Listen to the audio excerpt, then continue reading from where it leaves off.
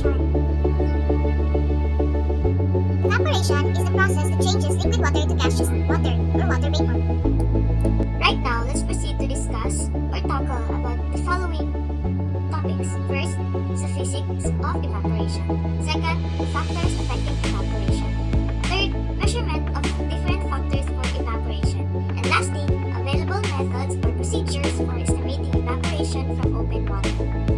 The physics of the evaporation process is based on the process of providing sufficient energy for breaking the bonds between water molecules. The fact of supplying a system with heat causes water molecules to become increasingly movable, which results in increase in distance between them. The higher temperature is, the more water molecules escape the surface into lower layers of the air. Liquid water transformed into gaseous state. The physical cause for this phenomenon is called Brownian movement. Evaporation also describes the net flow of water away from a surface. Water molecules also return to the evaporating surface by mass transport and diffusion processes. If the amount of vapor arriving equals the amount leaving, a steady state exists and no evaporation occurs. If more molecules arrive than leave a surface, a net gain results, which is condensation. For example, when you spray perfume on your body feels slightly cooler. The same goes for acetone and water. This is an effect of evaporation or the change of matter from its liquid state to its vapor state. The only difference is the rate at which the coolness is felt. In the case of acetone, the part of your body that is in contact with the liquid will cool the fastest. This happens because the evaporation rate of acetone is higher than that of water or perfume. Right now, we're going to answer the question, what are the factors affecting evaporation? Liquids change into vapor by the process of evaporation. The factors that affect the rate of evaporation of liquids are temperature, surface area, wind speed, and humidity. Temperature. On increasing the temperature, the rate of evaporation also increases. At high temperature, the molecules are moving faster, therefore, it is more likely for a molecule to have enough energy to break away from the liquid to become a gas. The more energetic the molecules are, the more likely they are to break free from the liquid and get into the air. Just like what happens to this example. As the volume of fire increases, so as the temperature in evaporation increases. The water inside the glass or a pot became lesser due to evaporation. That's how temperature affects the evaporation. Another example is, clothes dry up faster in summer than on winter or rainy days. So how about the wind speed affects the evaporation? Wind speed and rate of evaporation are directly proportional to each other. As the wind speed increases, the rate of evaporation also increases. How does the wind speed affect evaporation? We just have to realize that when the wind blows up, it will sweep away the airborne water particles from the air above the body of water. This will reduce the humidity of the air close to the evaporating water, reducing the rate of water molecules going back into the liquid. Just like how our wet clothes are slowly dried up by the use of wind. This is also because due to higher winds, molecules of water obtain more kinetic energy. This makes them move away from other water molecules and evaporate faster. Surface area also affects the evaporation of liquid. As the surface area increases, the rate of evaporation also increases. The more area is exposed to air, allowing water molecules to acquire more heat energy from the surroundings. If the surface area is increased, then the amount of liquid that is exposed to air is larger. More molecules can escape with a wider surface area. For example, we spread our clothes to dry. We do that because it speeds up the process of evaporation. Just like how also the example on the screen spilled liquid product that covered a large area was more easily evaporated than in a liquid that is placed in a curved bowl. Also, another example is like when we dry our clothes, we spread them instead of folding them. This is to increase the surface area so that more heat from the sun can reach the clothes and clothes dry faster. Lastly, humidity. How does humidity affects the evaporation of liquid? Humidity and rate of evaporation are inverse relation to each other. As the humidity decreases, the rate of evaporation increases. Humidity is the amount of water vapor present in air. When the level of humidity is high, evaporation is low. This is because air already has such a high amount of water vapor. It is not able to hold more water vapor due to evaporation. Now that we are done with the factors affecting evaporation, let's now discuss on how do we measure these factors. First off, we have a contraption which is a thermometer, which is responsible for temperature. A thermometer works by utilizing the expanding nature of liquid in response to a temperature. For the second factor, we have the wind speed. For the wind speed, we have a tool called the anemometer. An anemometer usually comes with a contraption that has like 4 or 3 arms, or usually a turbine, and a digital tool that counts and calculates the wind speed. It works by recording how many spins it did in a period of time, and then the tool would calculate the wind speed based from that number of spins. For the third factor, we have the surface area. For the surface area, we usually use tools that measures dimensions. Tools such as ruler, measuring tape, and etc. And to measure the surface area, we usually use mathematics based from the data we gathered from our tools. And for large surfaces, such as if we're talking about lakes or ponds or even small rivers, usually we would use methods such as surveying. For the fourth factor, we have the humidity. Now, to measure humidity, we have tools such as hydrometer or hygrometer, and sometimes we could use a barometer to measure its humidity, and with the use of mathematics.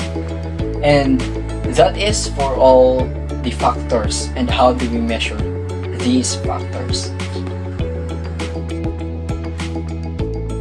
So the first method is pan evaporation.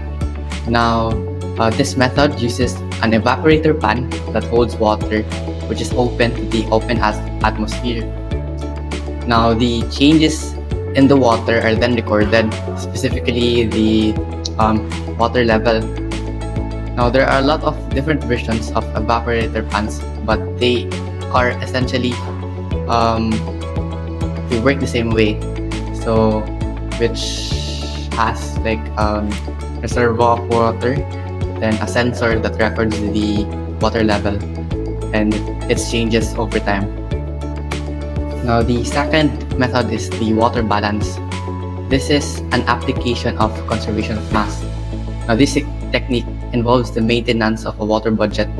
Mathematically, it is stated as the evaporation is equal to the inflow into the soil reservoir minus the deep percolation plus or minus the change in storage. Now, the third method is the energy budget. Now, Earth's energy budget accounts for the balance between the energy that Earth receives from the sun and the energy the Earth loses back into outer space. Now, this is the concept that is used in the calculation of evaporation for this method.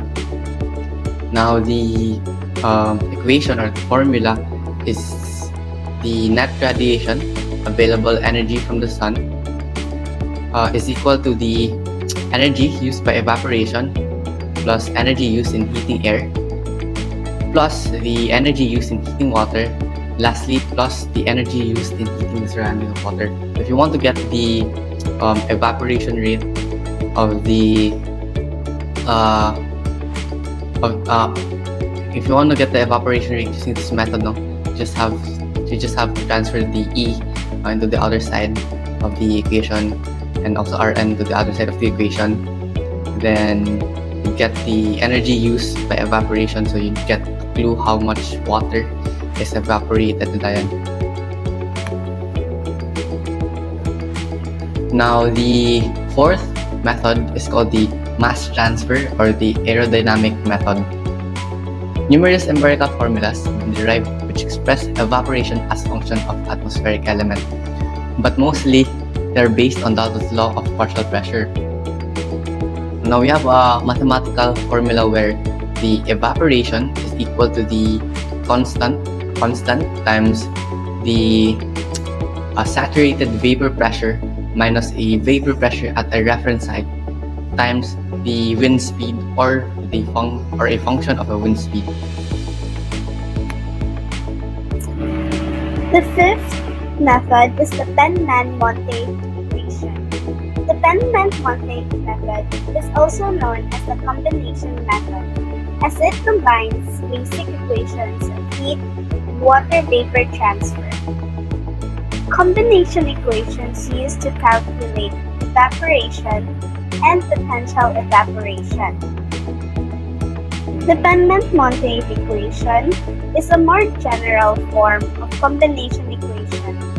It was developed to describe the evaporation of water vapor from the substomatal cavities of plants into the atmosphere.